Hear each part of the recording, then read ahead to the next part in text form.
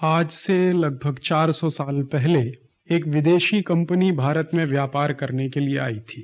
उस कंपनी का नाम था ईस्ट इंडिया कंपनी।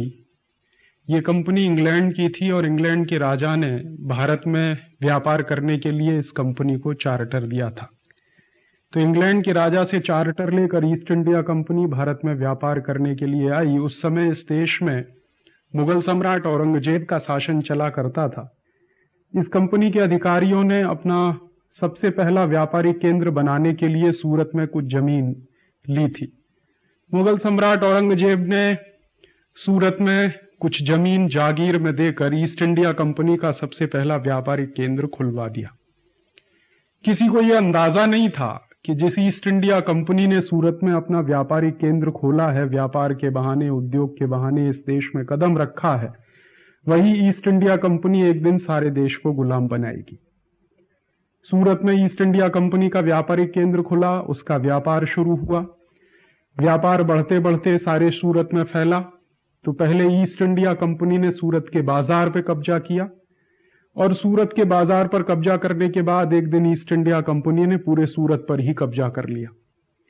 जिस तरह से ईस्ट इंडिया कंपनी ने सूरत पे कब्जा किया, ठीक उसी तरीके से ईस्ट इंडिया कंपनी ने हिंदुस्तान के, भारत के तमाम बड़े बड़े शहरों में अपने व्यापारिक केंद्र खोले और उन पर कब्जा किया। ईस्ट इंडिया कंपनी ने जो काम सूरत में किया था कब्जा करने का, व्यापार के बहाने से कब्जा करने का, बाजार के बहाने से देश पर कब्जा करने का, वही काम उसने मद्रास में किया, वही काम कलकत्ता में किया, वही काम दिल्ली में किया, वही काम आगरा में किया, वही काम हिंदुस्तान के तमाम शहरों में किया। धीरे धीरे सारे देश में ईस्ट इंडिया कंपनी के व्यापारिक केंद्र खुलते गए और जिन जिन शहरों में, जिन जिन स्थानों पर ईस्ट इंडिया कंपनी के व्यापारिक केंद्र खुले, वो सारे के सारे स्थान हिंदुस्तान के थे, हमारे थे वो, लेकिन ईस्ट इंडिया कंपनी के गुलाम होते चले गए। 150 साल तक ईस्ट इंडिया कंपनी का व्यापार के बहाने साम्राज्य इस देश में बनने लगा। 1750 तक ईस्ट इंडिया कंपनी की स्थिति व्यापार के बहाने इस देश में अपना साम्राज्य स्थापित करने की थी और 1757 के प्लासी के युद्ध के बाद तो ईस्ट इंडिया कंपनी ने ऐसा मान लिया और घोषित भी किया कि अब सारे देश पर करीब करीब उनका कब्जा हो गया। 1757 से 1815 के बीच में ईस्ट इंडिया कंपनी ने इस देश की जमकर लूट की।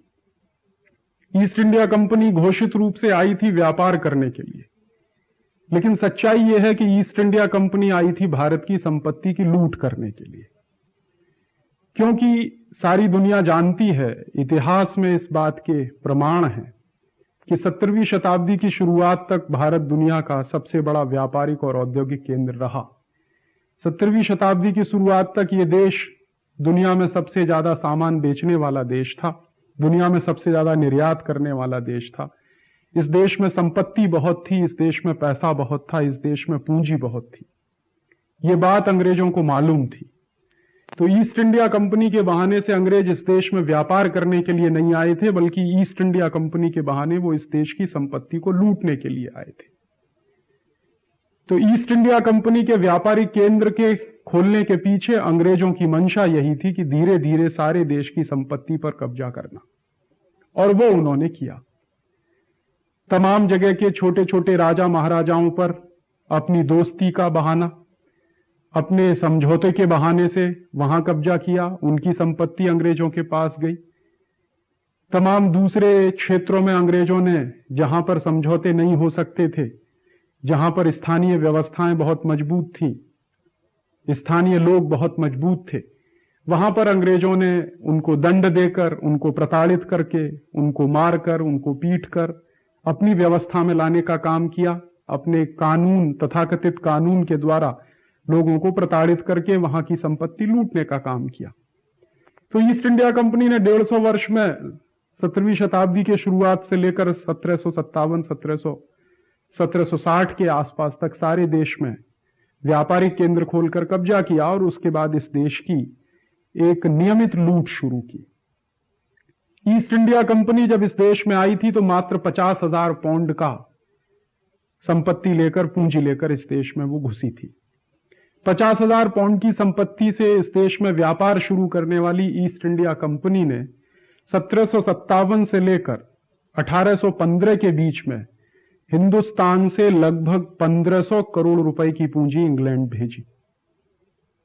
माने प्लासी के युद्ध से वाटरलू के बीच में, वाटरलू का जो युद्ध हुआ उस 1757 से 1815 के समय के बीच में इस देश की 1500 करोड़ रुपए की पूंजी इंग्लैंड पहुंच गई ईस्ट इंडिया कंपनी की लूट के बहाने। और बाद में औसतन जो हिसाब लगता है, बैठता है, वो ये है कि हर वर्ष लगभग 50 से 60 करोड़ रुपए की संपत्ति हिंदुस्तान से, भारत से इंग्लैंड जाने लगी।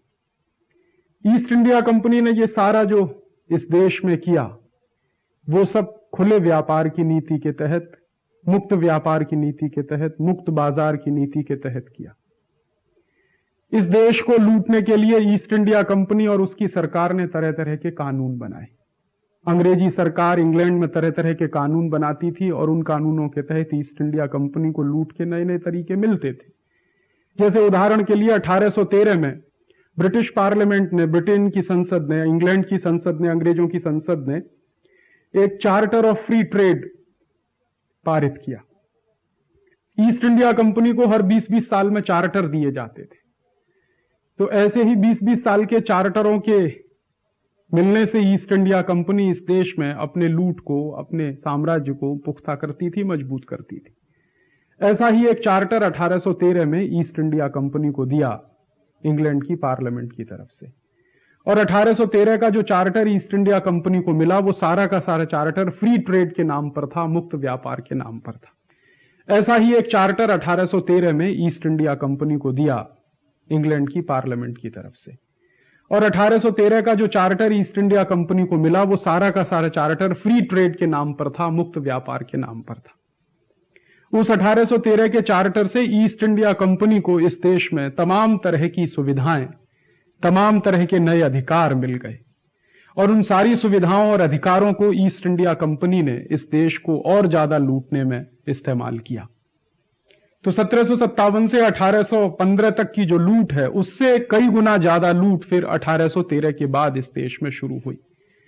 और उस लूट का नतीजा ये था कि जो देश 17वीं शताब्दी के शुरुआत तक दुनिया में सबसे ज्यादा निर्यात करने वाला देश था, बहुत संपत्ति वाला देश था, बहुत संपन्न देश था, बहुत समृद्ध देश था, वो देश 1890 तक आते आते एक भिखारी देश में बदल गया।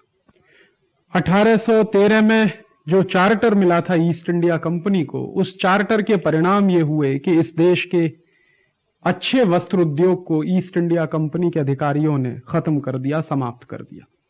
इस देश की तमाम दूसरी व्यापारिक संस्थाओं को ईस्ट इंडिया कंपनी ने रौंद दिया। इस देश के तमाम दूसरे वस्त्र उद्योग के अलावा जो दूसरे बहुत संपन्न उद्योग थे उनको भी खूब जमकर इस देश में उन्होंने तोड़ा।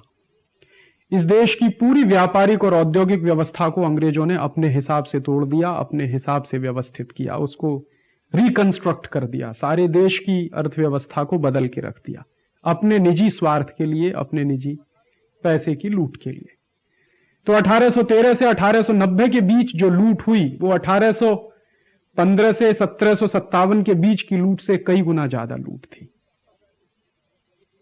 और इसी लूट का पैसा जब इंग्लैंड पहुंचा, लंदन पहुंचा, अंग्रेजों के पास पहुंचा, तो उसी पैसे से कहा जाता है कि इंग्लैंड ने औद्योगिक क्रांति की।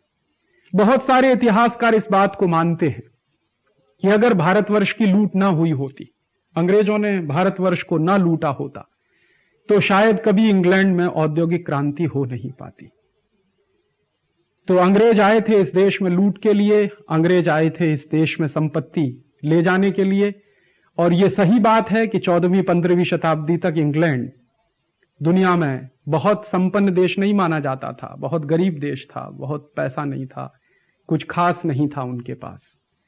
तो वो सारी की सारी संपत्ति जो हिंदुस्तान से, भारतवर्ष से इंग्लैंड गई, उसी संपत्ति ने इंग्लैंड को समृद्धशाली बनाया। उसी संपत्ति से इंग्लैंड में औद्योगिक क्रांति की शुरुआत हुई। उसी संपत्ति से उन्होंने टेक्नोलॉजी की दिशा में कुछ नए कदम रखे। तो एक तरफ भारतवर्ष बर्बाद हो रहा था, दूसरी तरफ इंग्लैंड में वैभव बन रहा था। एक तरफ भारत गरीब हो रहा था, दूसरी तरफ इंग्लैंड में संपन्नता बढ़ रही थी। तो भारत के गरीब होने की और इंग्लैंड के संपन्न होने की कहानी को अंजाम देने का काम ईस्ट इंडिया कंपनी ने किया। भारत को गरीब बनाने का काम, इंग्लैंड को अमीर बनाने का काम ईस्ट इंडिया कंपनी के द्वारा किया गया। और यह सारा का सारा देश के लोगों को धोखे में रखकर मुक्त व्यापार के नाम पर इस देश के साथ इतना बड़ा धोखा हुआ। किसी तरह इस देश में जब लोगों को समझ में आने लगा कि ईस्ट इंडिया कंपनी इस देश में व्यापार के बहाने लूट रही है, इस देश को गुलाम बना रही है, और 1858 में तो अंग्रेजों की बाकायदा सरकार यहां चलने लगी थी इस देश में। 1857 तक इस देश में ईस्ट इंडिया कंपनी का शासन चलता था। फिर 1858 से इस देश में ईस्ट इंडिया कंपनी का शासन बदलकर सीधे अंग्रेजों का शासन इस देश में स्थापित हो गया। तब इस देश के लोगों को अंदाजा लगने लगा कि ये अंग्रेज इस देश में व्यापार करने नहीं आए हैं, ईस्ट इंडिया कंपनी व्यापार करने नहीं आई है, इस देश को लूटने के लिए आई है। और उस लूट के खिलाफ इस देश के लोग संगठित होने लगे, उनमें चेतना आने लगी। जब देश के लोगों में चेतना आई, अंग्रेजों के खिलाफ लोग संगठित हुए, तो इस देश में एक बहुत बड़ा स्वाधीनता संग्राम शुरू हुआ। 1857 में उसकी शुरुआत हुई। हालांकि यह स्वाधीनता संग्राम छिटपुट तरीके से सारे देश में उसके पहले भी चलता रहा। जहां जहां लोगों की शक्ति थी, क्षमता थी, लोग लड़ते थे, और जहां संभव होता था वहां अंग्रेजों को पीट भी लेते थे, अंग्रेजों को मार भी लेते थे। लेकिन 1857 से सारे देश में अंग्रेजों के खिलाफ बगावत की एक आवाज शुरू हो गई, और उस बगावत के बढ़ते बढ़ते कदम 1890 तक और मजबूत हुए। 20वीं शताब्दी के शुरुआत में बाकायदा इस देश में स्वदेशी आंदोलन चला। 1905 में अंग्रेजों ने बंगाल का विभाजन किया, लॉर्ड कर्जन ने बंगाल का विभाजन किया, उसके विरोध में सारे देश में स्वदेशी का आंदोलन चला। और उस स्वदेशी की आंदोलन की ताकत इतनी ज्यादा थी कि 1911 में आकर अंग्रेजी सरकार को बंगाल का विभाजन वापस लेना पड़ा। इतिहास में ऐसी बहुत कम घटनाएं हैं जो घटना 1911 में इस देश में घटित हुई कि पहले बंगाल का विभाजन किया और उसके बाद बंगाल का विभाजन वापस हुआ। इसी स्वदेशी आंदोलन ने सारे देश के लोगों को एक सूत्र में बांधने का काम किया। इस देश के महान नेताओं ने, लोकमान्य तिलक, गोपाल कृष्ण गोखले, महात्मा गांधी, और महात्मा गांधी के पहले दयानंद सरस्वती की श्रेणी के और दूसरे तमाम महान विभूतियां इस देश में जब लगी आंदोलन के क्षेत्र में, तो इस देश के लोग संगठित होने लगे। इसी के साथ साथ इस देश में चंद्रशेखर आजाद, भगत सिंह, सुभाष चंद्र बोस, खुदीराम बोस, तात्या टोपे, झांसी की रानी लक्ष्मीबाई जैसे वीर पुरुषों की, महिलाओं की टोलियां भी इस देश में आजादी के लिए सक्रिय होती रहीं और समय समय पर अपने योगदान करती रही। 1947 में यह देश आजाद हुआ एक लंबी लड़ाई के बाद। 90 साल की लड़ाई 1857 से 1947 तक इस देश में लगातार लड़ी गई। उसके पहले भी लड़ाई चलती रही, लेकिन 1857 से 1947 का समय तो बहुत महत्वपूर्ण रहा इस देश के आजादी के इतिहास में। 1947 में हम आजाद हुए एक ईस्ट इंडिया कंपनी की गुलामी से, अंग्रेजों की गुलामी से। लेकिन आज बहुत दुख है और दुर्भाग्य है हम सबका कि आजादी के 50 साल बीतने के बाद फिर से इस देश में हजारों विदेशी कंपनियां आ गई। पहले एक ईस्ट इंडिया कंपनी आई थी इस देश में व्यापार करने, उसने इस देश को 250 वर्षों तक खूब जमकर लूटा। एक अच्छे खासे संपन्न समृद्ध देश को भिखारी और गरीब देश में बदल दिया। अब 4000 से ज्यादा विदेशी कंपनियां इस देश में आ गई हैं लूटने के लिए। सन 1991 के बाद से एक नया नारा इस देश में दिया गया है, उदारीकरण का, ग्लोबलाइजेशन का, लिबरलाइजेशन का। इस उदारीकरण और ग्लोबलाइजेशन, लिबरलाइजेशन के बाद तो विदेशी कंपनियों के आने की संख्या बहुत तेजी से बढ़ी है। 1991 से पहले 1947 से 1991 के बीच में जितनी विदेशी कंपनियां इस देश में नहीं आई, उससे ज्यादा विदेशी कंपनियां 1991 से 1996 के बीच में आ चुकी हैं। हजारों हजार विदेशी कंपनियों के साथ समझौते हो रहे हैं। इस देश में ऐसा लगता है कि सारा का सारा राजनीतिक तंत्र विदेशी कंपनियों के लिए पलक पांवड़े बिछाकर काम कर रहा है। कोई भी व्यक्ति इस देश में प्रधानमंत्री बनता है, वित्त मंत्री बनता है, किसी प्रदेश का मुख्यमंत्री बनता है, तो सबसे पहला काम वो ये करता है विदेशी कंपनियों को बुलाने के लिए या तो विदेश जाता है, या तो हिंदुस्तान में ही बयान देकर, भारतवर्ष में ही बयान देकर, प्रेस कॉन्फ्रेंस करके वो कहता है कि विदेशी कंपनियों का इस देश में खुला स्वागत है। इस देश को लूट की खुली छूट के लिए फिर से छोड़ दिया गया है। जो गलती 16वीं शताब्दी में, 17वीं शताब्दी के शुरुआत में औरंगजेब से हुई थी कि उसने ईस्ट इंडिया कंपनी को व्यापार करने के लिए इस देश में जगह दी, वही गलतियां आज फिर दोहराई जा रही हैं कि ईस्ट इंडिया कंपनियों को ईस्ट इंडिया कंपनियों से भी ज्यादा ताकतवर दूसरी विदेशी बहुराष्ट्रीय कंपनियों को इस देश में बुलाया जा रहा है। इन विदेशी कंपनियों को बुलाने के पीछे कुछ तर्क दिए जाते हैं। इस देश में जो विदेशी कंपनियों के समर्थक लोग हैं, इस देश में जो बहुराष्ट्रीय कंपनियों के समर्थक लोग हैं, वो कुछ तर्क देते हैं। उनमें से सबसे पहला तर्क है कि विदेशी कंपनियां आएंगी, बहुराष्ट्रीय कंपनियां आएंगी तो देश में पूंजी आएगी, पैसा आएगा, क्योंकि इस देश में पूंजी की कमी है, पैसे की कमी है, संपत्ति की कमी है। दूसरा तर्क यह दिया जाता है कि विदेशी कंपनियां आएंगी तो इस देश में उच्च तकनीकी आएगी, उच्च तकनीकी आएगी, उसके साथ साथ इस देश में क्वालिटी के सामान मिलेंगे। विदेशी कंपनियां आएंगी तो हाई टेक्नोलॉजी आएगी, उच्च तकनीकी आएगी, अच्छी तकनीकी आएगी तो अच्छे क्वालिटी के सामान मिलेंगे। तीसरा तर्क यह दिया जाता है कि जब विदेशी कंपनियां आएंगी तो इस देश में रोजगार बढ़ेगा। इस देश में बेरोजगारी बहुत है, बेरोजगारी बहुत है, उसके कारण से गरीबी भी बहुत है। तो तीसरा तर्क यह दिया जाता है कि जब विदेशी कंपनियां आएंगी तो इस देश में रोजगार बढ़ेगा, रोजगार बढ़ेगा तो गरीबी दूर हो जाएगी। और चौथा तर्क यह दिया जाता है कि चूंकि विदेशी कंपनियां हमेशा उच्च तकनीकी लेके आती हैं, क्वालिटी के सामान बनाती हैं, इसलिए इस देश का निर्यात भी बहुत तेजी से बढ़ जाएगा। इन चारों तर्कों को देखना चाहिए। भारत के तमाम शोध संस्थानों द्वारा समय समय पर किए गए अध्ययन, भारत सरकार के तमाम मंत्रियों द्वारा समय समय पर संसद में दिए गए जवाबों के आधार पर यह बातें पता चलती हैं कि विदेशी कंपनियां या विदेशी कंपनियों को जिन तर्कों के लिए बुलाया जाता है वो उससे बहुत दूर है। अभी हाल में उदाहरण के लिए पार्लियामेंट में, संसद में एक सवाल पूछा गया कि विदेशी कंपनियों के माध्यम से पिछले 5-6 वर्षों में कितनी पूंजी आई है इस देश में। जब से उदारीकरण, लिबरलाइजेशन, ग्लोबलाइजेशन की नीतियां हुई हैं, विदेशी कंपनियों को बुलाने के लिए सारी सुविधाएं दी गई हैं, तब से इस देश में कितनी विदेशी पूंजी आई है, यह सवाल संसद में पूछा गया। और संसद में पूछे गए इस सवाल का जवाब जब सरकार के मंत्री द्वारा दिया गया तो भारत सरकार के मंत्री के दिए हुए जवाब के आधार पर जो आंकड़ा मिला वो ये था कि जुलाई 1991 से लेकर नवंबर 1996 तक इस देश में विदेशी कंपनियों के माध्यम से 92,556 करोड़ रुपए के विदेशी पूंजी निवेश के प्रस्ताव स्वीकृत किए गए। लेकिन इन 92,556 करोड़ रुपए के विदेशी पूंजी निवेश के प्रस्तावों में से वास्तव में कितने प्रस्ताव लागू हो पाए, मतलब कि जितनी पूंजी के विदेशी पूंजी निवेश के प्रस्ताव पारित हुए हैं, क्या वो सारी की सारी पूंजी इस देश में आ गई है?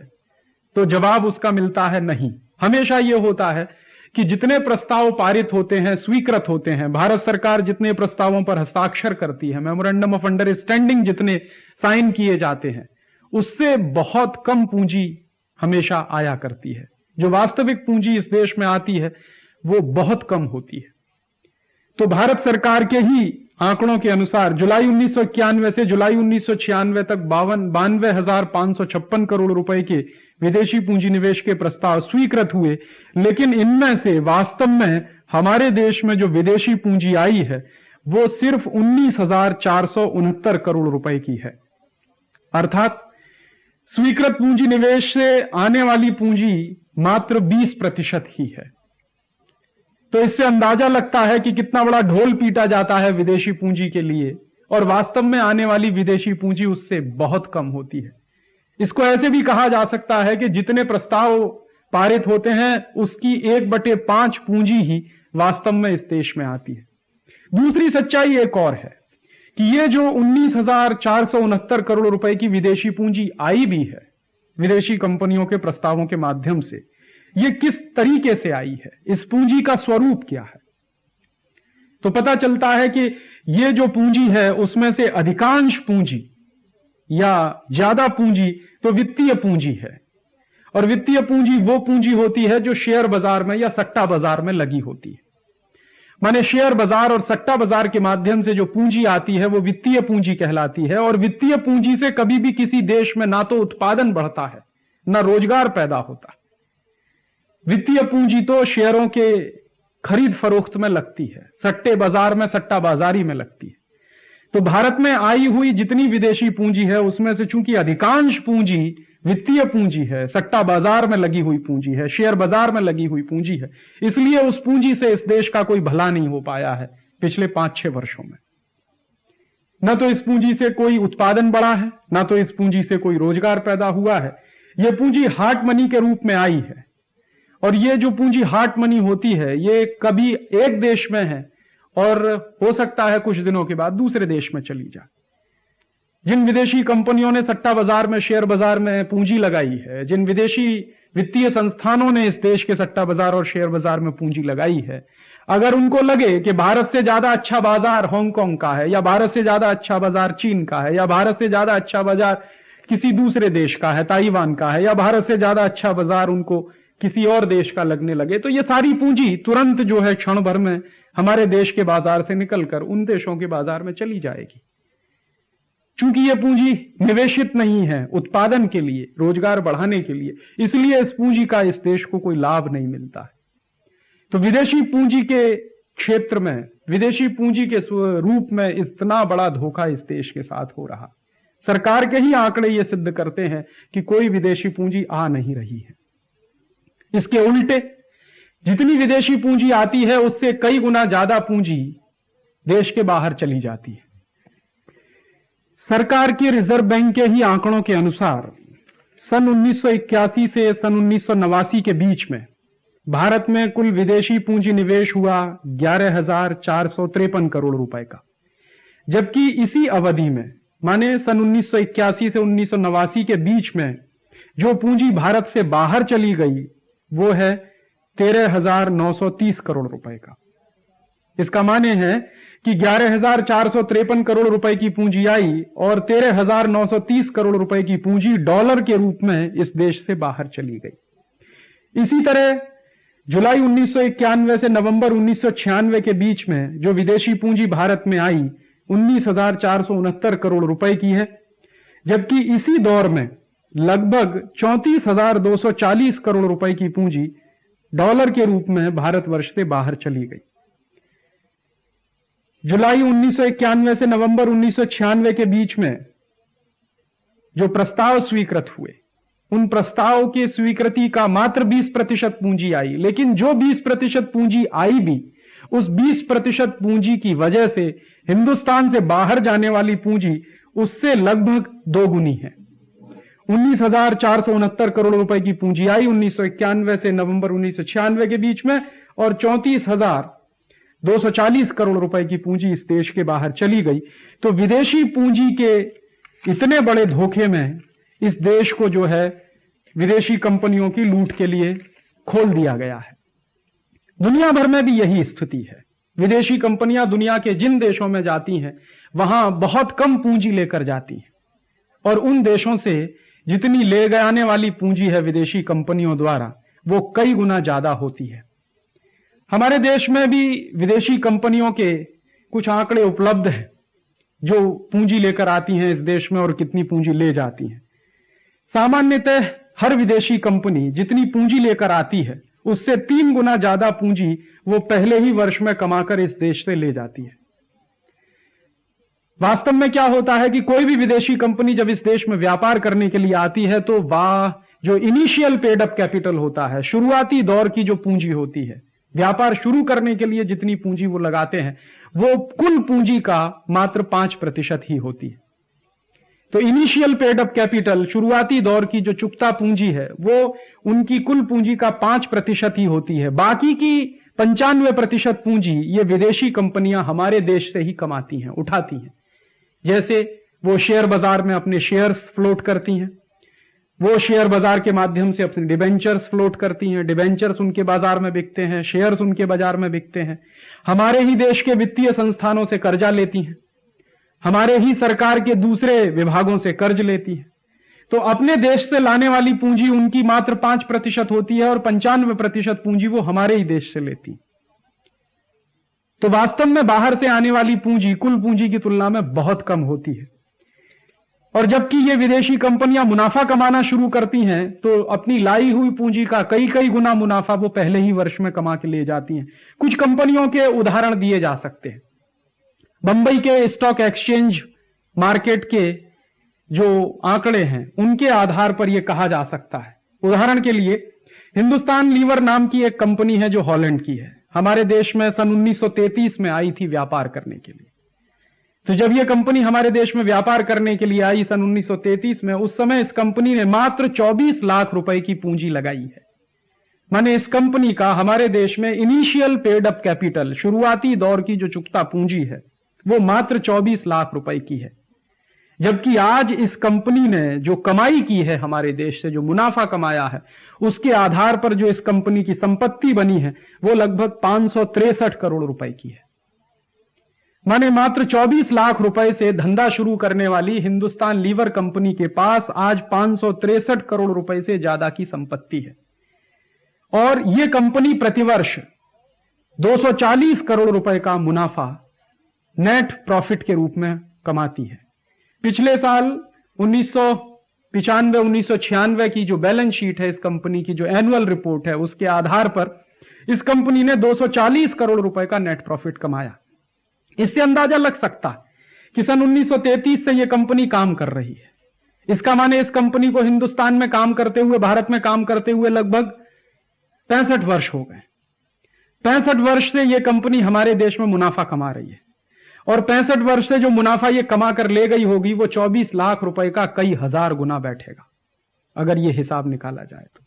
क्योंकि इस कंपनी ने 24 लाख रुपए से व्यापार शुरू किया, अपने देश हॉलैंड से ये 24 लाख रुपए की पूंजी इस देश में लेकर आई थी, और आज इसने 563 करोड़ रुपए की संपत्ति तो हमारे देश में बना ली है। तो जो संपत्ति इस देश के बाहर चली गई होगी वो कितनी होगी, इससे अंदाजा लगाया जा सकता है। इसी तरह से अमेरिका की एक कंपनी है कोलगेट पामोलिव, ये हमारे देश में सन 1937 से व्यापार कर रही है। और सन 1937 में जब इस कंपनी ने हमारे देश में व्यापार शुरू किया तब इसने 1,50,000 रुपए की पूंजी लगाई। कोलगेट पामोलिव की हमारे देश में इनिशियल पेड अप कैपिटल मात्र 1.5 लाख रुपए की है, 1,50,000 रुपए की है। और आज इस कंपनी के पास 187 करोड़ रुपए से ज्यादा की संपत्ति है। 1996 की इस कंपनी की वार्षिक रिपोर्ट के अनुसार इस कंपनी का एक साल का नेट प्रॉफिट, एक साल का शुद्ध लाभ 77 करोड़ रुपए के आसपास है। माने 1.5 लाख रुपए से व्यापार शुरू करने वाली कंपनी आज 77 करोड़ रुपए का मुनाफा एक वर्ष में इस देश से कमा रही है, और उनके पास 187 करोड़ की संपत्ति जमा हो चुकी है। इसी तरह से बाटा इंडिया लिमिटेड एक कंपनी है। यह कंपनी सन 1931 में भारत में व्यापार करने के लिए आई थी, और 70 लाख रुपए से इस कंपनी ने व्यापार शुरू किया है। 70 लाख रुपए से व्यापार शुरू करने वाली बाटा कंपनी की आज सारे देश में 115 करोड़ रुपए से ज्यादा की संपत्ति है। सीवा गायगी एक स्विस कंपनी है, स्विस विदेशी कंपनी है, स्विस मल्टीनेशनल कंपनी है इस देश में। वो 1947 में इस देश में व्यापार करने के लिए आई, और 1947 में व्यापार शुरू करने वाली इस सीवा गायगी कंपनी ने इनिशियल पेड अप कैपिटल के रूप में मात्र 48 लाख रुपए इस देश में लगाया है, और 48 लाख रुपए से व्यापार शुरू करने वाली इस सीवा गायगी कंपनी के पास आज 176 करोड़ रुपए से ज्यादा की भी संपत्ति है। इस कंपनी का पिछले साल का मुनाफा, 1996 का मुनाफा लगभग 23 करोड़ रुपए का है। तो 48 लाख से व्यापार शुरू किया और 23 करोड़ रुपए प्रतिवर्ष यह कंपनी मुनाफा कमाती है। ऐसे ही जॉनसन एंड जॉनसन एक अमेरिका की कंपनी है, 1957 से इस देश में व्यापार कर रही है। 24 लाख रुपए की पूंजी इसने लगाई है, और करोड़ों रुपए की पूंजी यह कंपनी इस देश से बाहर ले जा चुकी है। करोड़ों रुपए की संपत्ति इस कंपनी ने भी इस देश में बना रखी है। ऐसे ही एक कंपनी है हेक्स्ट, ये जर्मनी की कंपनी है, 1956 से इस देश में व्यापार कर रही है, और 1956 में इस कंपनी ने 2 करोड़ 72 लाख रुपए का इनिशियल पेड अप कैपिटल लगाया है इस देश में, शुरुआती पूंजी लगाई है। लेकिन आज इस कंपनी के पास 218 करोड़ रुपए की संपत्ति जमा हो चुकी है। तो लगभग 2 करोड़ 72 लाख से व्यापार शुरू करने वाली हेक्स्ट कंपनी 218 करोड़ रुपए की संपत्ति की मालिक है इस समय देश में। ऐसे ही एक कंपनी है बायर, इसने भी 1957 में व्यापार शुरू किया। 3 करोड़ 59 लाख रुपए के इनिशियल पेड अप कैपिटल से इसने व्यापार शुरू किया, और आज इस कंपनी के 144 करोड़ रुपए की संपत्ति जमा हो चुकी है। जर्मन रेमेडीज नाम की एक कंपनी है, 1949 में इस देश में उसने काम शुरू किया, 64 लाख रुपए की शुरुआती पूंजी से, इनिशियल पेड अप कैपिटल से, और आज इस कंपनी के पास लगभग 50 करोड़ रुपए से ज्यादा की संपत्ति है। एक ताजा उदाहरण है पेप्सी कोला का। यह कंपनी अमेरिका से आई है और पेप्सी कोला ने 90 के दशक में इस देश में 40 करोड़ रुपए से व्यापार शुरू किया है। 40 करोड़ रुपए से व्यापार शुरू करने वाली पेप्सी कोला का एक साल का मुनाफा, पिछले साल का मुनाफा लगभग 240 करोड़ रुपए का। तो इससे अंदाजा लग सकता है कि ये विदेशी कंपनियां बहुत थोड़ी सी पूंजी लेकर आती हैं और उससे कई गुना ज्यादा पूंजी ये हमारे देश की लेकर चली जाती है। तो वास्तव में पूंजी इन कंपनियों के द्वारा हमारे देश में आ नहीं रही है, बल्कि इन कंपनियों के द्वारा हमारी पूंजी इस देश के बाहर जा रही है। यही काम ईस्ट इंडिया कंपनी करती थी। मात्र 50,000 पाउंड से व्यापार शुरू किया और 60 करोड़ रुपए की पूंजी, 60 करोड़ की संपत्ति वो एक साल में इस देश से बाहर ले जाती थी। औसतन 250 साल तक उसने इस देश को लूटा। अंदाजा लगाया जा सकता है कि कितने हजार करोड़ रुपए की संपत्ति ईस्ट इंडिया कंपनी ले गई होगी। जो काम ईस्ट इंडिया कंपनी करती थी वही काम आज ये विदेशी कंपनियां कर रही हैं। नाम मात्र की पूंजी लेकर आती हैं और हजारों करोड़ रुपए की संपत्ति इस देश के बाहर जा रही है। ये तो उदाहरण है कुछ 8-10 कंपनियों के। वास्तव में ऐसी इस देश में 4,000 से ज्यादा विदेशी कंपनियां हैं। तो अंदाजा लगाया जा सकता है कि कितने हजार करोड़ रुपए की पूंजी प्रतिवर्ष इन विदेशी कंपनियों के माध्यम से इस देश के बाहर जा रही है।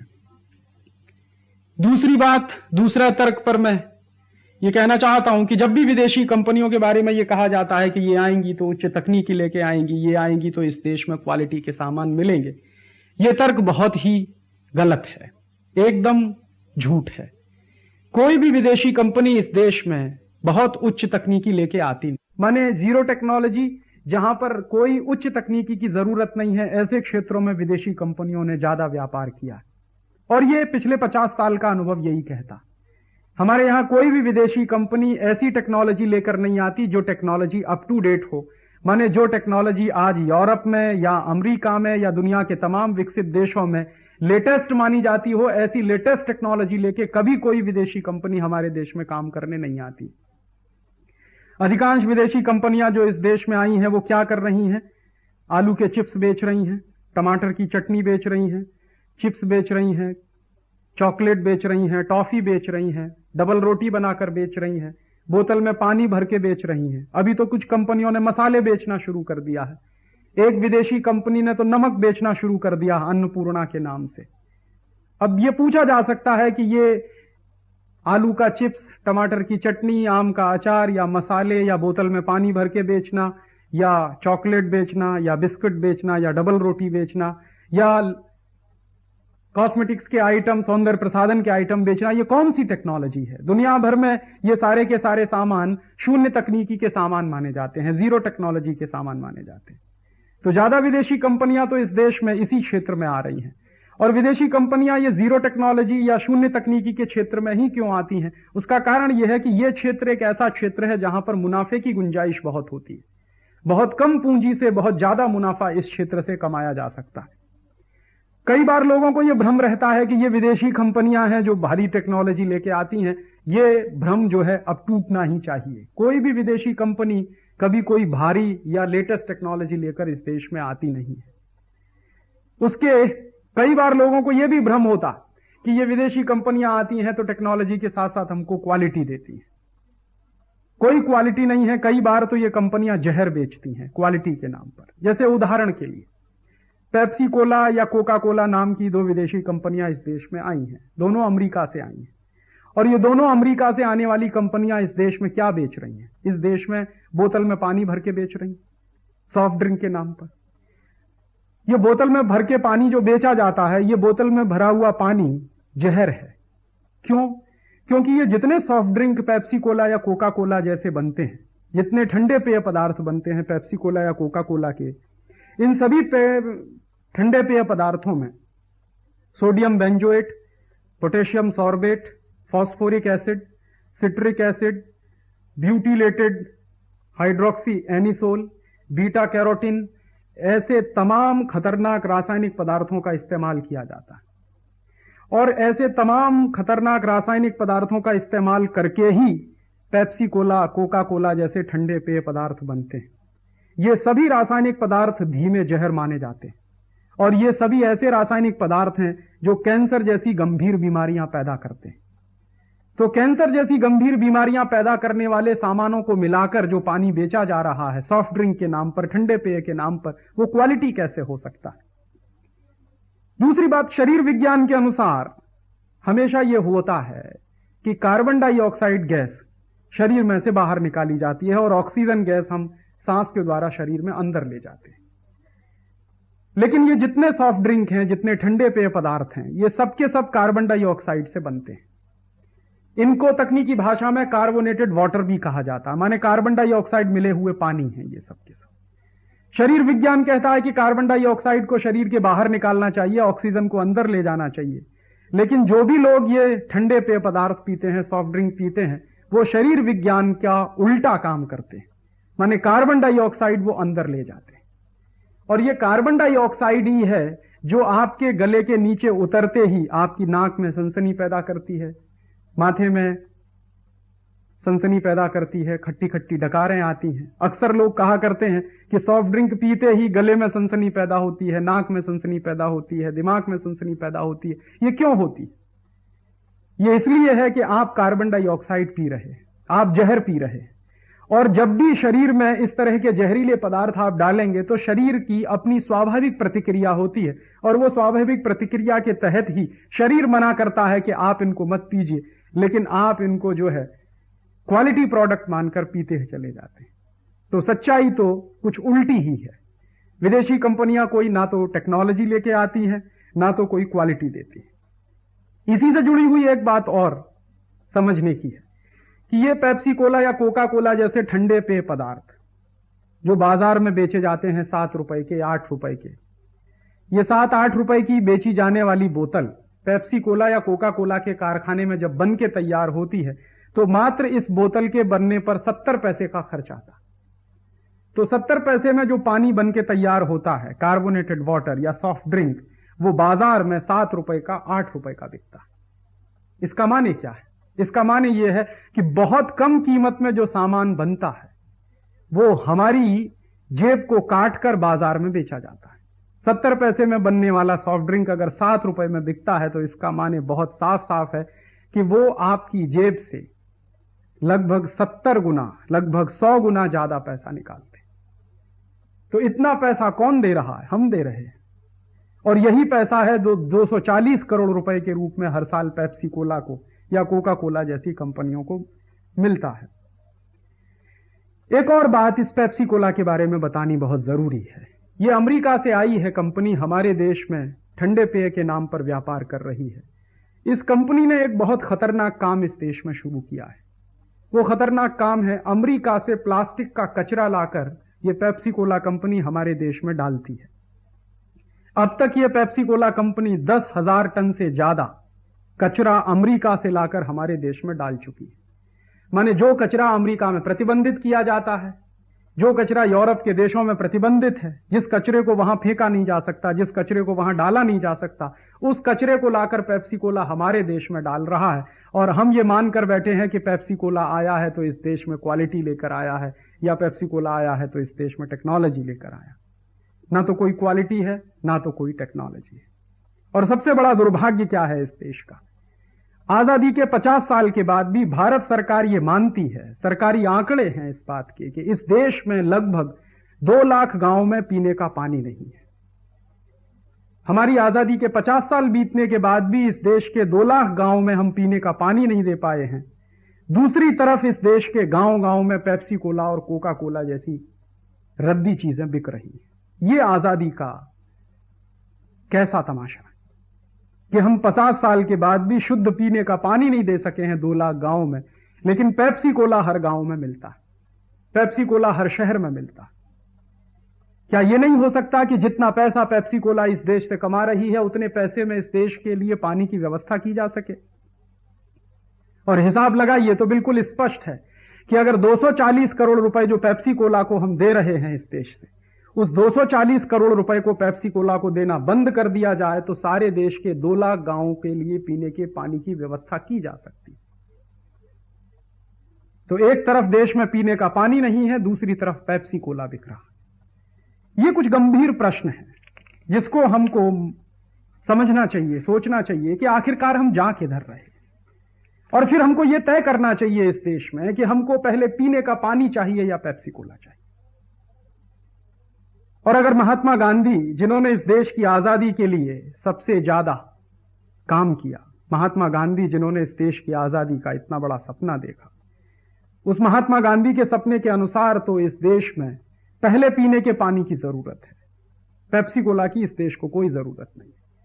महात्मा गांधी ने जो फॉर्मूला दिया था, जो सूत्र दिया था इस देश में, वो सूत्र तो ये है, वो कहा करते थे अक्सर कि जब भी हम कोई विकास की योजनाएं बनाएं, जब भी हम कोई नीतियां बनाएं, तो उन नीतियों और विकास की योजनाओं को हम कैसे परखें।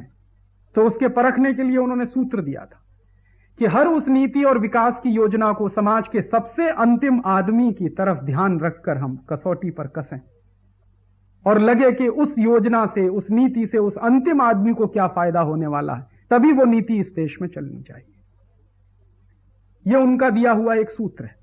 और इस कसौटी पर अगर हम ये कसकर देखते हैं तो पता चलता है कि पेप्सी कोला और कोका कोला की तो इस देश को कोई जरूरत नहीं है। महात्मा गांधी के दिए हुए इस फॉर्मूले के आधार पर तो गांव-गांव को पीने का पानी मिलना चाहिए, लेकिन गांव-गांव में ये पेप्सी कोला बिक रहा है और 240 करोड़ रुपए देश के खून पसीने की कमाई का हम विदेशी कंपनी को दे रहे हैं। ऐसे ही कुछ विदेशी कंपनियां हैं जो इस देश में मंजन बेचती हैं, कॉलगेट, क्लोजअप, सिबाका, फॉरहंस। और अक्सर लोग इस भ्रम में रहते हैं कि इन टूथपेस्टों में या टूथ पाउडर में कोई बड़ी भारी क्वालिटी है, कोई बड़ी भारी हाई टेक्नोलॉजी है। सच्चाई यह है कि ये टूथपेस्ट भी जीरो टेक्नोलॉजी के आइटम होते हैं, शून्य तकनीकी के आइटम होते हैं। इनमें भी कोई क्वालिटी होती नहीं है। सामान्यतः सारे के सारे टूथपेस्ट जो बनते हैं वो डाई कैल्शियम फॉस्फेट से बनते हैं। और डाई कैल्शियम फॉस्फेट कहां से आता है? डाई कैल्शियम फॉस्फेट मरे हुए जानवरों के हड्डियों में से निकाला जाता है। तो मरे हुए जानवरों की हड्डियों में से जो निकाला जाता है डाई कैल्शियम फॉस्फेट, उससे कोई टूथपेस्ट बनता है और सवेरे ही सवेरे उठकर हम अपने अपने मुंह से रगड़ते हैं और फिर कहते हैं कि सांस की बदबू दूर होती है। इससे बड़ा भ्रम तो कोई दूसरा हो नहीं सकता। यह तो बहुत बड़ा भ्रम है, टेक्नोलॉजी का भ्रम है, यह बहुत बड़ा भ्रम है, क्वालिटी का भ्रम है। डाई कैल्शियम फॉस्फेट अगर जानवरों की हड्डियों के चूरे से निकल रहा है तो उसमें कोई टेक्नोलॉजी होगी नहीं, उसमें कोई क्वालिटी होने वाली नहीं। दूसरा, ये जितने टूथपेस्ट होते हैं इन सभी में सिंथेटिक डिटर्जेंट इस्तेमाल किए जाते हैं। और सिंथेटिक डिटर्जेंट किसके लिए इस्तेमाल किए जाते हैं? झाग पैदा करने के लिए। जो सिंथेटिक डिटर्जेंट झाग पैदा करने के लिए शेविंग क्रीम में इस्तेमाल किया जाता है, वही सिंथेटिक डिटर्जेंट टूथपेस्ट में भी इस्तेमाल होता है। शेविंग क्रीम का फॉर्मूला और टूथपेस्ट का फॉर्मूला करीब करीब एक ही है। लोगों को बहुत भ्रम है कि जितना ज्यादा झाग पैदा होगा उतनी ज्यादा अच्छी क्वालिटी का टूथपेस्ट है। तो ये तो ठीक उल्टी बात है। जितना ज्यादा झाग पैदा होगा इसका माने उतना ही ज्यादा सिंथेटिक डिटर्जेंट उसमें है। और सिंथेटिक डिटर्जेंट तो शरीर के लिए बहुत ही हानिकारक होता है, त्वचा के लिए भी बहुत हानिकारक होता है। तो सिंथेटिक डिटर्जेंट और ऊपर से प्लास्टिक का ब्रश। दुनिया के सारे बड़े डेंटिस्ट इस बात को कहते हैं कि प्लास्टिक के जो ब्रश होते हैं, नया नया प्लास्टिक का ब्रश अगर आप खरीद कर लाएं और उस प्लास्टिक के ब्रश से आप मंजन करना शुरू करें, पेस्ट करना शुरू करें, तो 3-4 दिन के बाद उस प्लास्टिक के ब्रश में तमाम तरह के कीटाणु पैदा हो जाते और चाहे आप उसको 50 बार धोइए तो भी वो खत्म नहीं होते। और हमारे यहां तो एक एक प्लास्टिक का ब्रश जो है 1-1 साल तक लोग घिसते रहते हैं। तो उनमें तो जो है पता नहीं कितने कीटाणु पैदा होते हैं। और उन कीटाणुओं से भरे हुए प्लास्टिक के ब्रश को रोज सवेरे ही सवेरे अपने अपने दांतों से रगड़ते हैं। जानवरों की हड्डियों के चूरे से निकले हुए डाई कैल्शियम फॉस्फेट के बने हुए मंजन को रोज अपने अपने मुंह से लगाते हैं। और हम सब इस बेवकूफी में जिंदा हैं कि हमको बहुत बड़ी और बड़ी भारी क्वालिटी मिल रही है। सच्चाई एक और भी है कि जिन देशों में सबसे ज्यादा टूथपेस्ट इस्तेमाल किए जाते रहे हैं, जिन देशों में सबसे ज्यादा ये प्लास्टिक के ब्रश इस्तेमाल किए जाते रहे हैं, उन्हीं देशों में सबसे ज्यादा दांतों के मरीज हैं। अमेरिका में, यूरोप में दांतों के मरीजों की संख्या सबसे ज्यादा है। तो इन देशों में अगर सबसे ज्यादा दांतों के मरीज हैं तो ये पेस्ट और टूथब्रश के ही कारण है। और उन तमाम देशों में अब इस बात की चेतना पैदा हो रही है कि टूथपेस्ट और टूथब्रश का बहिष्कार किया जाए। दुनिया के जितने बड़े अच्छे डेंटिस्ट हैं वो अब ये सलाह देने लगे हैं कि आप उंगली से मंजन करिए तो दांतों की मालिश होगी, मसूड़ों की मालिश होगी, आपके दांत पहले से ज्यादा अच्छे रहेंगे। एक्यूप्रेशर के सिद्धांत के अनुसार अगर आप उंगली से मंजन करते हैं तो उंगली के वो सारे बिंदु दबते हैं जो आपके शरीर की भिन्न भिन्न नाड़ियों से जुड़े हुए होते हैं। तो बहुत वैज्ञानिक तरीका है उंगली से मंजन करना। लेकिन आज के इस वातावरण में, आज के इस बेवकूफी के वातावरण में बता दिया गया है कि पेस्ट और ब्रश करना ज्यादा बड़ी क्वालिटी है, उंगली से मंजन करना कुछ घटिया क्वालिटी है। सच्चाई तो उल्टी है, उंगली से मंजन करना ज्यादा अच्छी क्वालिटी का काम हो सकता है, क्योंकि एक साथ उससे आपके मालिश होती है मसूड़ों की, दांत भी सुरक्षित रहते हैं। तो ये जो विदेशी कंपनियों के बारे में भ्रम है कि वो क्वालिटी लेके आती हैं, टेक्नोलॉजी लेके आती हैं, ये भ्रम बिल्कुल गलत है। ये भ्रम है, ये सच्चाई नहीं है। लोगों को इस भ्रम से बाहर आने की जरूरत है। ऐसे ही एक तीसरा उदाहरण और दिया जा सकता है। ये सच है, सब जानते हैं कि आज से 20-25 साल पहले तक इस देश में कोई चाय नहीं पीता था, कॉफी नहीं पीता था, क्योंकि इस देश की परंपरा में, इस देश की संस्कृति में चाय और कॉफी जैसी चीजें तो बहुत रद्दी चीजें मानी जाती। लेकिन इन विदेशी और बहुराष्ट्रीय कंपनियों की विज्ञापनबाजी ने आज देश के घर घर में चाय पिलाना शुरू कर दिया है, कॉफी पिलाना शुरू कर दिया। विज्ञान की जानकारी के अनुसार चाय में टैनिन नाम का जहरीला पदार्थ होता है और कॉफी में कैफीन नाम का जहरीला पदार्थ होता है। तो आप जितनी बार चाय पिएंगे, जितनी बार कॉफी पिएंगे, उतनी ही बार आपके शरीर में टैनिन जाएगा, उतनी ही बार आपके शरीर में कैफीन जाएगा। और ये टैनिन और कैफीन दोनों ही कैंसर पैदा करने वाले पदार्थ हैं। अगर ज्यादा मात्रा में आपके शरीर में चले जाएं तो कैंसर हो सकता है। तो इस देश में तो बहुत बड़ा भ्रम फैलाया जा रहा है। चाय का विज्ञापन करके विदेशी कंपनियां घर घर को चाय पिलाने में लगी हुई हैं। और उससे भी बड़ी एक और सच्चाई ये है कि कोई भी विदेशी कंपनी इस देश में चाय बनाती नहीं है। चाय इस देश के बागानों में पैदा होती है, यहां के मजदूर चाय पैदा करते हैं, यहां के किसान चाय पैदा करते हैं। विदेशी कंपनियां उस चाय को खरीदती हैं और वो सिर्फ अपने डिब्बे में पैक करके, अपने डिब्बे में उसको भर के हमको बेचती हैं और उससे कई गुना ज्यादा मुनाफा कमाती हैं जिस दाम पर वो चाय इस देश के किसानों से खरीदती हैं। तो ये बहुत बड़ा भ्रम अक्सर इस देश में लोगों के मन में पाया जाता है कि विदेशी कंपनी आती हैं तो टेक्नोलॉजी लेके आती हैं या क्वालिटी लेके आती हैं। एक दो उदाहरण और दिए जा सकते हैं। उदाहरण के लिए बहुत सारे सौंदर्य प्रसाधन के सामान इस देश में बनते हैं और विदेशी कंपनियां उनको बनाती। तो सौंदर्य प्रसाधन के जितने सामान बनते हैं, उन सभी सामानों के बनाने में बड़ी भारी जीव हिंसा होती है। लाखों करोड़ों बेजुबान निरीह प्राणियों को मारा जाता है तमाम तरह के सौंदर्य प्रसाधन बनाने के लिए। और उन सौंदर्य प्रसाधनों को बाजार में लाने से पहले तमाम तरह के एक्सपेरिमेंट्स किए जाते हैं, टेस्ट किए जाते हैं। तो उन एक्सपेरिमेंट्स करने में, टेस्ट करने में, वो प्रयोग करने में लाखों करोड़ों बेजुबान प्राणी, निरीह प्राणी मारे जाते हैं। तो लाखों करोड़ों बेजुबान और निरीह प्राणियों को मारकर जो सामान बनते हैं वो सौंदर्य प्रसाधन कैसे हो सकते हैं? वो आदमी का सौंदर्य कैसे बढ़ा सकते हैं? एक तरफ जिन सामानों के बनने में या बनाने में जीवों की हत्या होती हो, हिंसा होती हो, प्रकृति का नुकसान होता हो, वो सामान किसी दूसरे का सौंदर्य कैसे बढ़ा सकते हैं? और एक और बड़ी बात है उसको समझने की कि कभी भी सौंदर्य प्रसाधन के सामानों को आप इस्तेमाल करके ज्यादा सुंदर हो नहीं सकते। भगवान ने आपको जैसा बनाया है, ईश्वर ने आपको जैसा बनाया, आप वैसे ही रहने वाले। आप एक नहीं 100 सौंदर्य प्रसाधन इस्तेमाल करिए, 100 नहीं 1000 इस्तेमाल करिए, 10 साल इस्तेमाल करिए, 20 साल इस्तेमाल करिए, तो भी आपका शरीर, आपकी त्वचा, आपका रंग, आपका चेहरा, आपका सब कुछ शरीर का वैसा का वैसे ही रहने वाला, उसमें कोई फर्क नहीं पड़ने वाला। तो भी हम बार बार इस भ्रम में क्यों पड़ते हैं कि बार बार सौंदर्य प्रसाधन खरीदते हैं और उनका इस्तेमाल करते हैं? फिर एक और बात है जो समझनी चाहिए, थोड़ी गहरी बात है लेकिन भारतीय संस्कृति से जुड़ी हुई है कि सौंदर्य जो है खरीदा नहीं जा सकता, वो तो प्रकृति प्रदत्त होता है। और जो प्रकृति प्रदत्त है, प्रकृति के द्वारा दिया हुआ है, भगवान के द्वारा दिया हुआ, ईश्वर के द्वारा दिया हुआ है, उसमें कोई बढ़ोतरी होती नहीं है, कोई कर नहीं सकता। ये रोज रोज इतना बड़ा झूठ बोला जाता है। एक विदेशी कंपनी इतना बड़ा झूठ बोलती है कि वो गोरेपन की क्रीम बेचती है, फेयर एंड लवली। तो फेयर एंड लवली अगर गोरेपन की क्रीम होती तो हिंदुस्तान में जितने लोग काले हैं वो सब के सब गोरे हो गए होते। इससे तो यह माना जाना चाहिए कि जो भी फेयर एंड लवली लगाएगा वो गोरा हो जाएगा। और अगर फेयर एंड लवली लगा के सब गोरे हो जाते तो फिर दुनिया में कोई काला नहीं रहना चाहिए। हिंदुस्तान के दक्षिण भारत में कोई काला नहीं रहना चाहिए, सब दक्षिणी अफ्रीका में कोई काला नहीं रहना चाहिए। लेकिन सच्चाई यह है कि फेयर एंड लवली आप एक नहीं 100 लगा लीजिए, तो भी आपकी त्वचा का, आपके चेहरे के रंग पर कोई असर नहीं पड़ने वाला। हो सकता है जितनी देर के लिए फेयर एंड लवली लगी है, थोड़ी देर के लिए आपकी त्वचा का रंग बदल जाए, लेकिन बाद में तो फिर वैसे ही होने वाला है। ऐसे तमाम तरह के दूसरे सौंदर्य प्रसाधन हैं जिनका बेवकूफी भरा विज्ञापन रोज हम टेलीविजन पे देखते हैं, और चूंकि ये विज्ञापन रोज टेलीविजन पे हम देखते हैं, इसी के चलते हम बाजार में जाके उन सामानों को खरीद कर लाते हैं। ना तो उसमें कोई क्वालिटी होती है, ना तो कोई उसमें टेक्नोलॉजी होती है, बस होता है विज्ञापन। और विज्ञापन के मार्फत ये कंपनियां अपने तमाम तरह के सामान बेच लेती हैं। ऐसा ही उदाहरण दिया जा सकता है साबुन बेचने वाली कंपनियों का। तमाम तरह के साबुन इस देश में बिकते हैं। एक साबुन बिकता है जो तंदुरुस्ती की रक्षा करने वाला है, लाइफ बॉय। इस देश में कहा जाता है कि लक्स जो है फिल्मी सितारों का सौंदर्य साबुन है।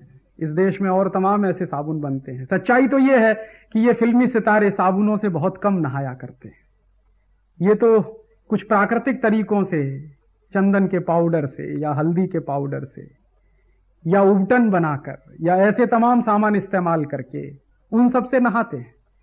ज्यादा फिल्मी सितारे तो साबुन इस्तेमाल करते नहीं, और अगर ज्यादा साबुन इस्तेमाल किया जाए तो त्वचा तो खराब ही हो जाती है। त्वचा की जो शाइनिंग है, त्वचा की जो चमक होती है, त्वचा के ऊपर जो मेलानिन नाम का तत्व होता है, वो तो कम ही होता जाता है। जितना ज्यादा साबुन लगाएंगे उतना ज्यादा तो वो खत्म ही होता जाता है। इसलिए त्वचा की खराबी तो उसमें है ही। और इस देश में तो हजारों साल तक बिना साबुन के भी लोग रहते थे, और जब वो साबुन नहीं लगाते थे तो साबुन जैसा कुछ तो लगाते ही होंगे, और उनकी सुंदरता कोई कम नहीं थी। आज के समय में जो साबुन लगाने वाले लोग हैं वो कोई ज्यादा सुंदर हो गए हों जो साबुन नहीं लगाते हैं उनसे, ऐसा कुछ है नहीं। तो ये सुंदरता का तो भ्रम पैदा कर रही है। कोई भी विदेशी कंपनी अपने किसी भी सौंदर्य प्रसाधन के माध्यम से किसी को सुंदर बनाने का दावा करती है तो वो बहुत बड़ा झूठ है, और इन सब झूठ के खिलाफ तो इस देश में लोगों को आवाज उठानी ही चाहिए।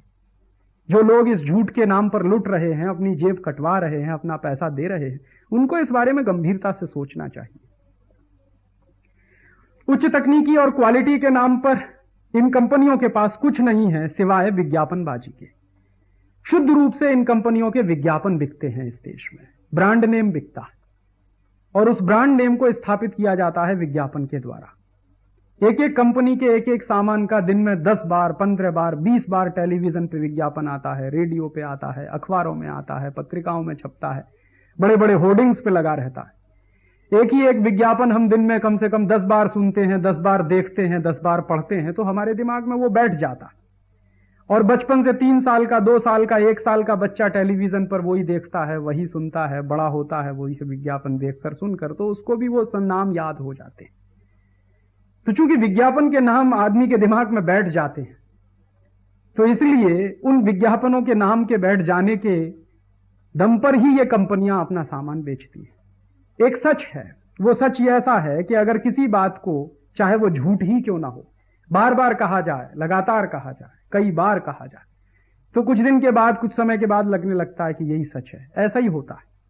ये विदेशी कंपनियां विज्ञापनों के माध्यम से बहुत बड़ा झूठ रोज बोलती हैं, बार बार बोलती हैं, लगातार बोलती हैं, और उस झूठ को सुनते सुनते सुनते सुनते छोटे छोटे बच्चे से लेकर बड़ों तक के दिमाग में यही बैठ जाता है कि शायद यही सच है। हालांकि वो सच नहीं होता, वो झूठ ही होता है। और उसी झूठ के भ्रम, उसी झूठ की बेवकूफी में हम अपनी जेब कटवाते हैं और देश के हजारों करोड़ रुपए की संपत्ति देश के बाहर इन विदेशी कंपनियों का सामान खरीद कर भिजवाते हैं। कि विदेशी कंपनियां इस देश में क्वालिटी देती हैं, टेक्नोलॉजी लेके आती हैं, ना तो कोई क्वालिटी देती है ना टेक्नोलॉजी लेकर आती हैं। और सच्चाई इसके ठीक उल्टी है कि जहां भी हमको टेक्नोलॉजी की जरूरत पड़ती है तब हमको विदेशी कंपनियां मना कर देती हैं। उदाहरण के लिए, भारत सरकार को एक बार क्रायोजेनिक इंजन बनाने की टेक्नोलॉजी की जरूरत पड़ी। अमेरिका की तमाम कंपनियों से उसके समझौते करने की कोशिश की गई। अमेरिका ने साफ साफ मना कर दिया कि वो क्रायोजेनिक इंजन की कोई टेक्नोलॉजी भारत सरकार को नहीं देगा। भारत सरकार निराशा में आकर फिर सोवियत संघ के पास गई, और सोवियत संघ की एक एजेंसी है ग्लोब कॉस्मोस, उसके साथ भारत सरकार का समझौता हुआ। क्रायोजेनिक इंजन की टेक्नोलॉजी रूस से मिलने का तैयारी और वायदा किया रूस की सरकार ने, और वो टेक्नोलॉजी के साथ साथ उन्होंने बहुत सस्ते में इंजन देने का हमसे समझौता किया। लेकिन जैसे ही ये टेक्नोलॉजी रूस से मिलने की तैयारी शुरू हुई तो अमेरिका की कंपनियों ने और अमेरिका की सरकार ने भारत पर दबाव डालना शुरू किया कि हम रूस से वो क्रायोजेनिक इंजन की टेक्नोलॉजी ना लें। पहले भारत सरकार जब अमेरिका से वो मांग रही थी तो अमेरिका ने दिया नहीं। फिर हम जब रूस से वो लेने की कोशिश करने लगे और रूस से वो टेक्नोलॉजी हमको मिलने वाली है, तो अमेरिका की सरकार ने उसमें अड़ंगा लगाना शुरू कर दिया। ठीक इसी तरह से सुपर कंप्यूटर के बारे में कहा जा सकता है। अमेरिका की सरकार ने और अमेरिका की किसी भी कंपनी ने हमको सुपर कंप्यूटर नहीं दिया, और हिंदुस्तान के वैज्ञानिकों ने रात दिन मेहनत करके इस देश में सुपर कंप्यूटर तैयार किया। जो सबसे पहला सुपर कंप्यूटर परम नाम का इस देश में बना, वो इसी देश के वैज्ञानिकों ने तैयार किया। हमारे सैटेलाइट कम्युनिकेशन के क्षेत्र में जितनी टेक्नोलॉजी इस देश में विकसित हो रही है, वो सब की सब इस देश के वैज्ञानिकों की प्रतिभा का प्रमाण है। इस देश के वैज्ञानिक टेक्नोलॉजी पैदा करने में, जो सच में टेक्नोलॉजी है, वहां पर लगे हुए हैं, क्योंकि वास्तविक टेक्नोलॉजी कभी कोई विदेशी कंपनी देती नहीं है और कभी कोई देश दूसरे देश को अपनी कोई लेटेस्ट टेक्नोलॉजी देता नहीं है। इसलिए इस भ्रम से हमको बाहर निकल आना चाहिए कि विदेशी कंपनियां हमको टेक्नोलॉजी देती हैं या क्वालिटी देती हैं। आज हम फिर से विदेशी कंपनियों की गुलामी में फंस रहे हैं। पहले तो एक ईस्ट इंडिया कंपनी की गुलामी थी, लेकिन आज 4000 से भी ज्यादा विदेशी कंपनियों की गुलामी है। अंग्रेजों के जमाने में तो हम मात्र शारीरिक रूप से ही गुलाम थे, लेकिन आज हम मानसिक गुलामी में फंसते जा रहे हैं। आज की इस नई गुलामी से बाहर निकलना ही होगा। इस नई गुलामी से बाहर निकलने का एक ही रास्ता है, स्वदेशी। इसके अलावा कोई दूसरा रास्ता है भी नहीं। ईस्ट इंडिया कंपनी की गुलामी से बाहर देश को निकालने के लिए सन 1905 में स्वदेशी आंदोलन शुरू हुआ था। इस आंदोलन को अंग्रेजों द्वारा किए गए बंगाल के विभाजन के विरोध में शुरू किया गया था। इस स्वदेशी आंदोलन की प्रेरणा से गांव-गांव और शहर-शहर में विदेशी कपड़ों की होली जलाई जाती थी। लोग अंग्रेजी कंपनियों के बने हुए माल का बहिष्कार करते थे। ये स्वदेशी आंदोलन देश के लोगों की चेतना में इतना गहरा उतर गया था कि महिलाएं, बच्चे, युवा विद्यार्थी सब इस आंदोलन में कूद पड़े। जिन दुकानों पर विदेशी सामान बिकता था, उन दुकानों पर महिलाएं तथा बच्चे सत्याग्रह करते थे। नौजवान उन दुकानों के सामने खड़े होते थे। उन दुकानों पर जो भी व्यक्ति विदेशी कंपनी का अंग्रेजी सामान खरीदने चाहता था, उसको आग्रह पूर्वक मना करते थे। इसके बावजूद अगर वो व्यक्ति सामान खरीद लेता था, तो सत्याग्रही नौजवान उस व्यक्ति से सामान को दोबारा खरीद कर उसकी होली जला देते थे। इतने गहरे आग्रह के साथ ये स्वदेशी आंदोलन देश में शुरू हुआ था। स्वदेशी का आग्रह इतना तीव्र था कि लोगों ने चीनी खाना बंद कर दिया, क्योंकि इंग्लैंड से बनकर चीनी आती थी उस समय में। बंगाल के बहुत से मिठाई बनाने वालों ने चीनी से मिठाई बनाना बंद कर दिया था। हजामत बनाने वाले नाइयों ने अंग्रेजी ब्लेड से हजामत बनाना बंद कर दिया, क्योंकि उस समय के सारे ब्लेड इंग्लैंड से आते थे। पंडित और पुरोहित ऐसे विवाह करने से इनकार कर देते थे जिन विवाहों में वर और वधू विदेशी कपड़े पहने होते थे। बहुत सारे घरों में तो ऐसे नमक का भी बहिष्कार किया गया जो इंग्लैंड से बनकर भारत में बिकने के लिए आता था। इस स्वदेशी आंदोलन ने सारे देश में लोगों को आंदोलित किया। इसी आंदोलन की सफलता के रूप में सन 1911 में अंग्रेजों को बंगाल का विभाजन वापस लेना पड़ा। इस स्वदेशी आंदोलन की नींव पर ही भारत के स्वाधीनता संग्राम के तमाम आंदोलन चले। दूसरा ऐसा ही एक उदाहरण जापान का दिया जा सकता है।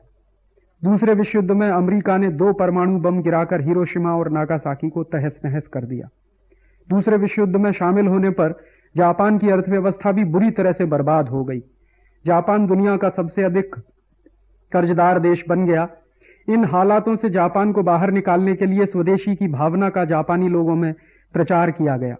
स्वदेशी भावना का आंदोलन चलाने वाले जापानी लोगों में टागुची नाम के व्यक्ति ने काफी महत्वपूर्ण भूमिका निभाई।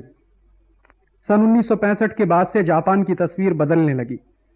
जो जापान दुनिया का सबसे ज्यादा कर्जदार देश हो गया था, वही जापान फिर स्वावलंबी और स्वाभिमानी देश बनकर खड़ा होने लगा।